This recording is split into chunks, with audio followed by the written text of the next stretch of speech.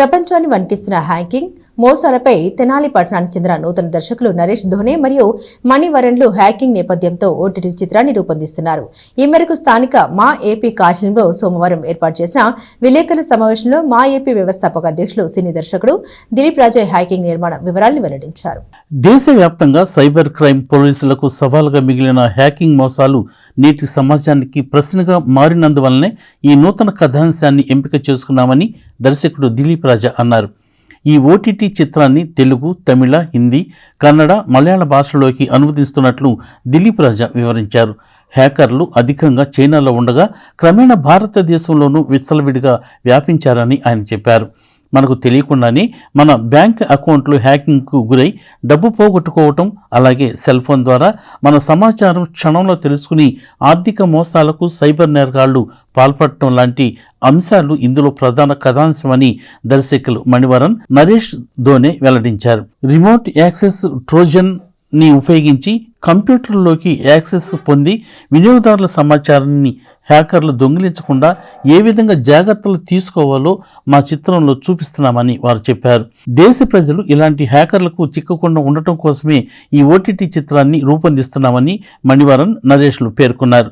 ముంబైకి చెందిన ప్రముఖ ఓటీటీ ప్లాట్ఫామ్లో మే మాసంలో హ్యాకింగ్ చిత్రం స్ట్రీమింగ్ అవుతుందని నూతన దర్శకులు నరేష్, మణి తెలిపారు.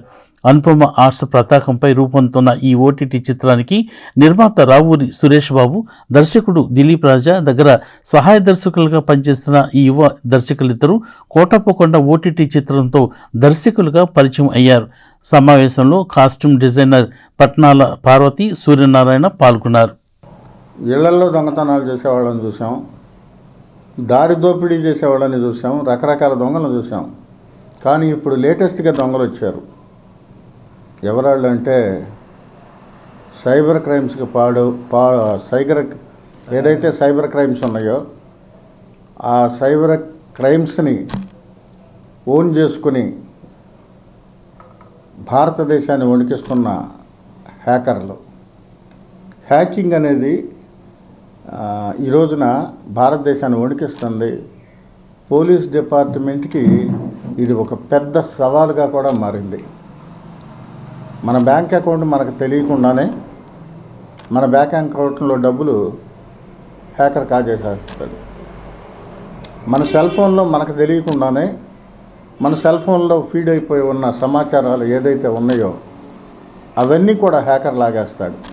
Including bank account numbers, PAN card numbers, what we have recorded in the mobile, everything will be stolen. హ్యాకర్లు ఆ విధంగా చేస్తున్నారు.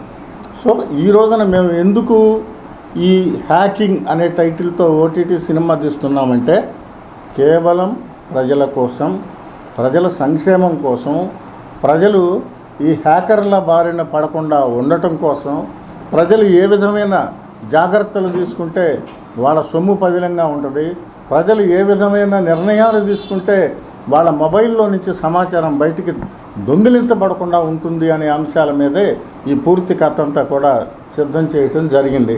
ఈ హ్యాకింగ్ అనే సినిమాని మేము తెలుగుతోనే తీసి అట్టి పెడతలా.